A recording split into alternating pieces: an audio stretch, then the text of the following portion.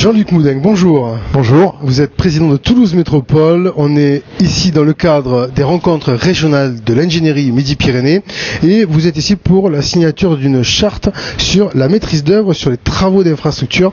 Cette charte, qu'est-ce qu'elle contient ? Alors, la charte, elle concerne des travaux d'infrastructure que nous faisons, nous, la collectivité, Toulouse Métropole, nous sommes maîtres d'ouvrage et évidemment, pour mettre en œuvre nos projets, nous faisons appel à de la maîtrise d'œuvre, à des bureaux d'études, à des architectes, à ceux qui amènent une prestation intellectuelle qui permet à notre idée de commencer à voir le jour avant que ça soit un bâtiment construit. Donc, la volonté de cette charte, c'est de faire en sorte qu'on parle le même langage, ce qui n'est pas évident entre une administration, des équipes techniques d'une collectivité et des équipes professionnelles qui sont dans une logique professionnelle et d'entreprise. Et donc, sur les questions de maîtrise d'œuvre, on a décidé de préciser un certain nombre d'objets, un certain nombre de sujets, de façon à ce que nous soyons véritablement les entreprises de la maîtrise d'œuvre et nous, maîtres d'ouvrage, sur la même longueur d'onde, et que lorsque nous lançons des appels d'offres, ce qui nous arrive tous les jours, eh bien, nous soyons plus précis et que la réponse soit plus efficace et que ça colle aux attentes de la collectivité. D'accord, donc finalement le but c'est vraiment de rendre homogène et bien compréhensible la parole du maître d'ouvrage par rapport à tout le travail et les professionnels de l'ingénierie. Voilà, et de gagner du temps parce que vous savez, nous avons un rôle fondamental dans l'économie locale. La ville de Toulouse, la métropole, c'est entre 250 millions et 300 millions d'euros qui sont investis chaque année, qui sont injectés dans l'économie et donc dans l'emploi. Donc nous travaillons avec le secteur privé, avec une multitude d'entreprises, de PME, souvent dans la maîtrise d'œuvre, ce sont des PME.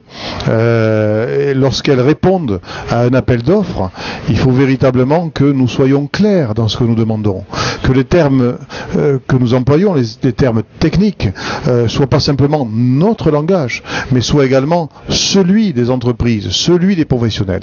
Donc pour ça, il fallait se parler et il y a eu un travail de fait pendant plusieurs mois qui aboutit à cette charte.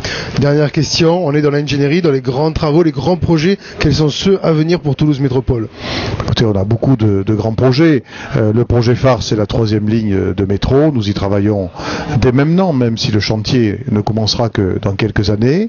Nous avons également 2 grands campus que nous devons développer, faire grandir. L'Oncopole à Langlade et puis le campus aéronautique Espace Système Embarqué à Montaudran. Et puis nous avons d'autres rendez-vous, le parc des expositions.